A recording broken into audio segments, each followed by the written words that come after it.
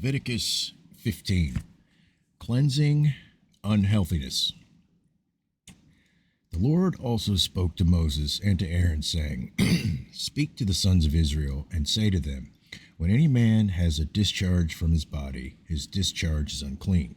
This, moreover, shall be his uncleanliness in his discharge. It is his uncleanliness whether his body allows it to discharge, to flow, or whether his body obstructs its discharge. Every bed on which the person with the discharge lies becomes unclean, and everything on which it sits becomes unclean. Anyone, moreover, who touches his bed shall wash his clothes and bathe in water and be unclean until evening. And whoever sits on the thing on which the man with the discharge has been sitting shall wash his clothes and bathe in water and be unclean until evening. Also, whoever touches the person with the discharge shall wash his clothes and bathe in the water and be unclean until evening. Or if the man with the discharge spits on one who is clean, he too shall wash his clothes and bathe in water and be unclean until evening. Every saddle on which the person with the discharge rides becomes unclean. Whoever then touches any of the things which were under him shall be unclean until evening, and he who carries them shall wash his clothes and bathe in water and be unclean until evening. Likewise, whomever the one with the discharge touches without having rinsed his hands in water shall wash his clothes and bathe in water and be unclean until evening. However, in an earthenware vessel which the person with the discharge touches shall be broken, and every wooden vessel shall be rinsed in water. Now when the man with the discharge becomes cleansed from his discharge, then he shall count off for himself 7 days for his cleansing. He shall then wash his clothes and bathe his body in running water and will become clean. Then on the 8th day he shall take for himself 2 turtle doves or 2 young pigeons and come before the Lord to the doorway of the tent of meeting and give them to the priest. And the priest shall offer them, one for a sin offering and the other for a burnt offering. So the priest shall make atonement on his behalf before the Lord because of his discharge. Now, if a man has a seminal emission, he shall bathe all his body in water and be unclean until evening.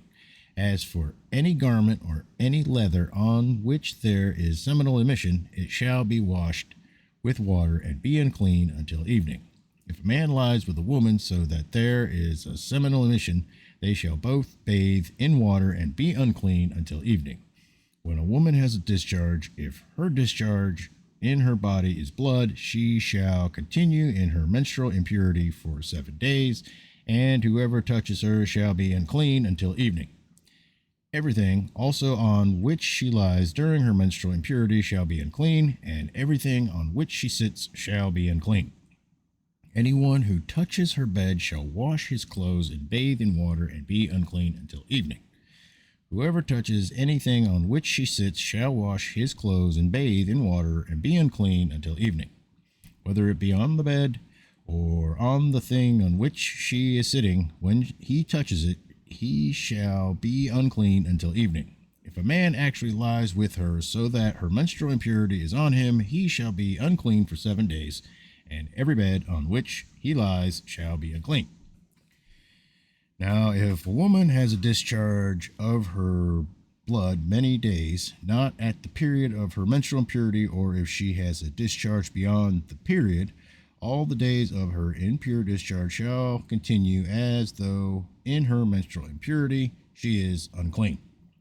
Any bed on which she lies all the days of her discharge shall be to her like her bed at menstruation, and everything on which she sits shall be unclean, like her uncleanliness at that time. Likewise, whoever touches them shall be unclean, and shall wash his clothes and bathe in water and be unclean until evening. When she becomes clean from her discharge, she shall count off herself 7 days, and afterward she will be clean. Then on the 8th day she shall take for herself 2 turtle doves and 2 young pigeons, and bring them into the priest, to the doorway of the tent of meeting. The Priest shall offer the one for a sin offering and the other for a burnt offering. So the priest shall make atonement on her behalf before the Lord because of her impure discharge. Thus you shall keep the sons of Israel separated from their uncleanness, so that they will not die in their uncleanness by their defiling my tabernacle that is among them.